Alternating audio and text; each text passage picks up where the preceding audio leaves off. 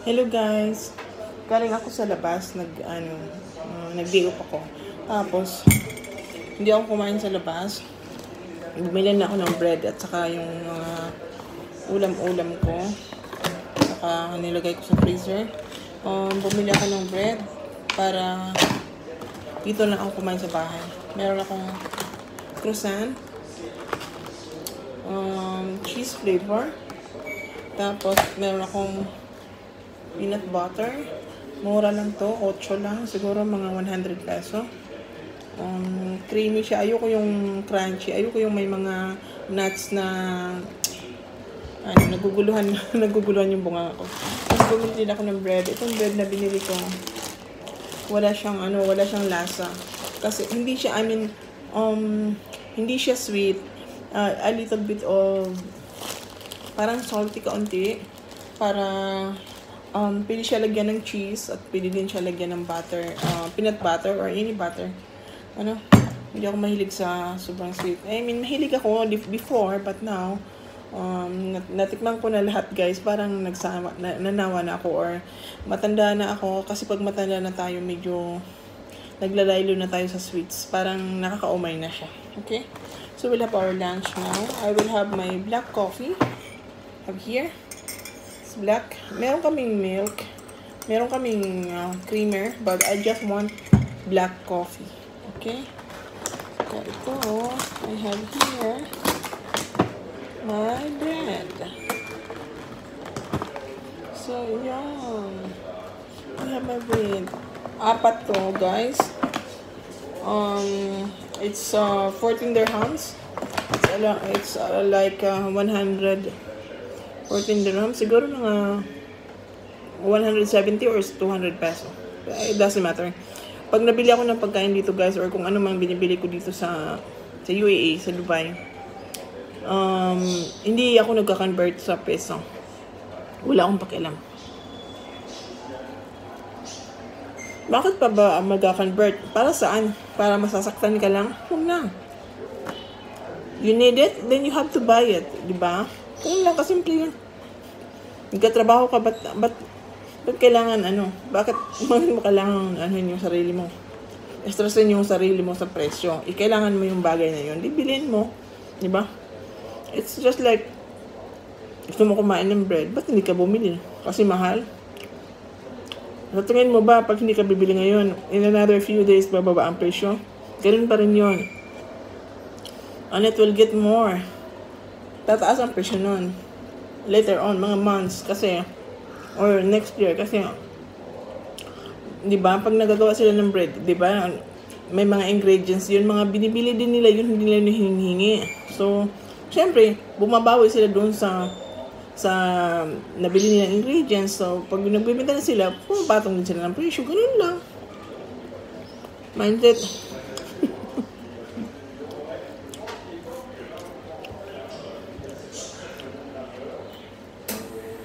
Natatawa ako sa life ko guys kasi unti-unting nawawala yung mga friends ko. Bakit kamo? Yung mga friends ko, sila yung mga matagal ko na friends na sa awa ng Diyos, mas malaki ang sahod nila kaysa akin. Pero, sa akin sila natakbo. Pag sila'y nagipit, hihiram sa akin. Ako naman, kahit wala akong pera, pwede akong humiram sa kaibigan ko kasi good payer ako. Pwede akong humiram kay Juan na ipapahiram ko sa'yo. Okay? Kasi nga sila, hindi sila makakahiram kasi nga hindi sila marunong bayad. Pero kung sa akin sila humiram, alam nila yung ugali ko. Magbabayad talaga sila. Pero kailangan, para makapagbigay ako sa kanila, uutang ako sa ibang tao para sa kanila. Para garantor ako. Pero yung inutangan ko, pangalan ko, utang ko, hindi pangalan nila. So, hindi alam ng inutangan ko na hindi ako gumamit ng pera. Pero dahil friend ko sila, sinakripisyo ko yung sarili ko. Okay? So, magbayad sila at sa hindi, babayaran ko yung kinuha ko doon sa inutangan ko. Ganun lang kasimple. Ngayon,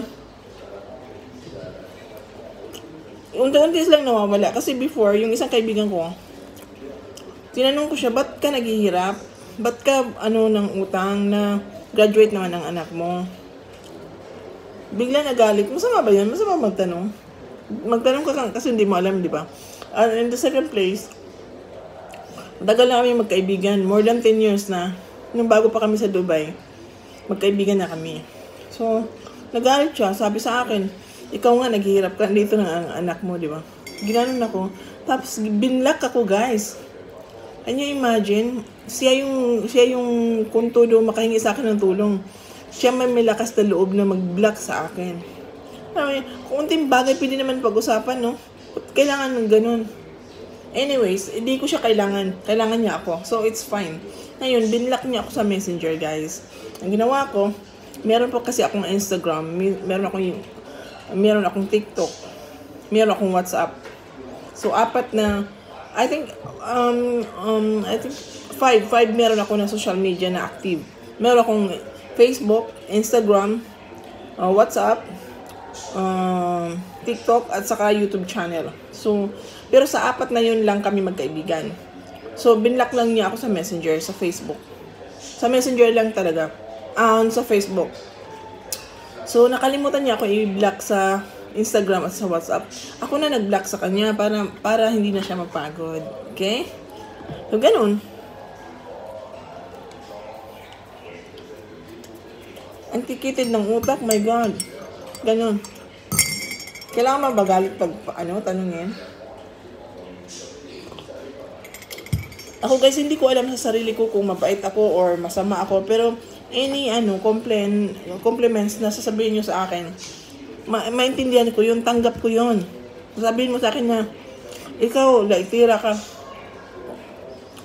Sabihin ko, sorry naman, ganun. Pero ako kasi guys, diretso. Prangka ako nagsasalita. Halimbawa, nakikita ko sa'yo na yung mukha mo ay tagyawatin, sasabihin ko yun sa harap mo. Girl, masyado ka maraming tagyawat. Gusto mo bang kumalma yan? Meron akong alam na sabon para dyan. Ganun ako, hindi ko sasabihin sa ibang tao, hoy, yung kaibigan natin, maraming tagyawat sa mukha, ang pangit niya, ganyan. Hindi. Diretso ko yun sasabihin sa mukha mo. At sasabihin ko sa'yo kung anong remedy nun. Kung gusto mo. Wala namang sa palitan. Ganun ako. Okay? May mga kaibigan na ang bait-bait sa harapan. Super kwento kayo, tawa-tawa, ganyan. Tapos malalaman ko na lang na may sinabi ka doon sa kaibigan mong isa at pinarating sa akin.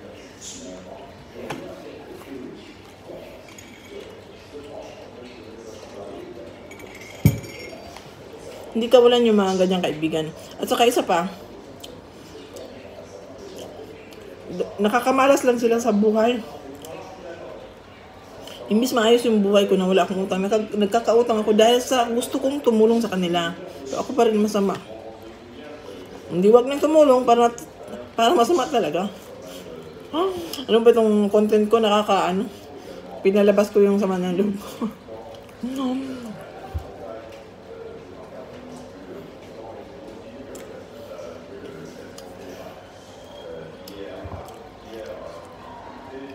Galing pala ako sa salon, guys.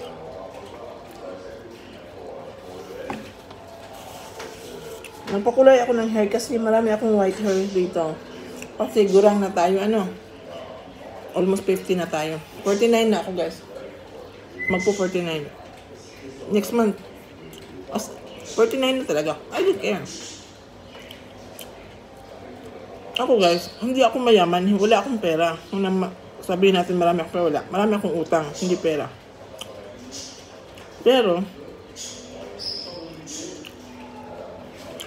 hindi mo ako makikita na nagdadamit ng palusyang or parang yung hindi ba. Kasi ayoko na mahirap lang ako tapos i-degrade pa ako ng tao. Ayoko nang ganon. Gusto ko na kahit man lang sa itsura ko ay respetuhin ako ng tao kasi ganon tayo mga Pilipino. Mostly sa ating mga Pilipino ganon. Yung pag tinignan ka parang katulong lang yan. Tapos yung less respect ang ibibigay sa'yo. Ayaw ko rin ganun. Kaya, unang-una, ang ginagawa ko is, binibigyan ko, ako mismo nagbibigay ng respeto sa sarili ko. Inaayos ko yung sarili ko. Yung mukhang decente naman, kahit hindi ako mayaman, kahit hindi ako professional, kahit hindi ako office worker, ganun. Inaangat ko yung sarili ko, pero in my yung kaya ko lang, hindi naman sa kailangan ko talaga umutang para bumili ng gift. Hindi, meron akong trabaho guys at meron akong sahod. Yun yung pinagsusustento ko sa sarili ko na matustusan ko yung mga gusto kong isuot, gusto kong bilhin, ganyan. Sarili ko yun, hindi yun inutang.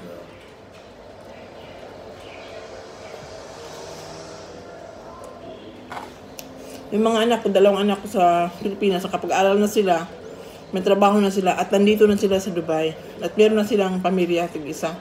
Out na ko doon. Sarili ko nang inaatupag mo yun.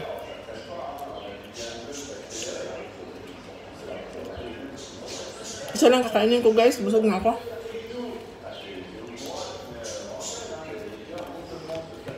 Coffee na lang.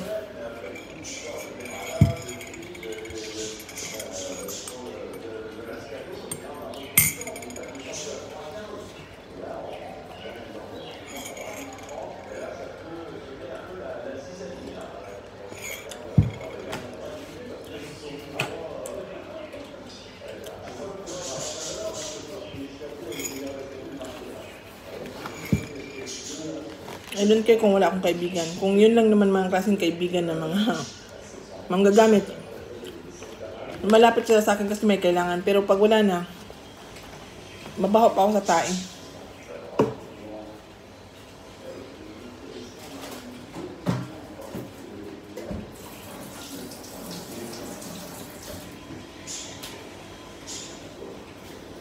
So ito palang outfitan natin today guys. Umala si Inday, di ba? Hindi niyo ako makikita, naka-miniskirt ako. Yan. Hindi pa rin. Dito.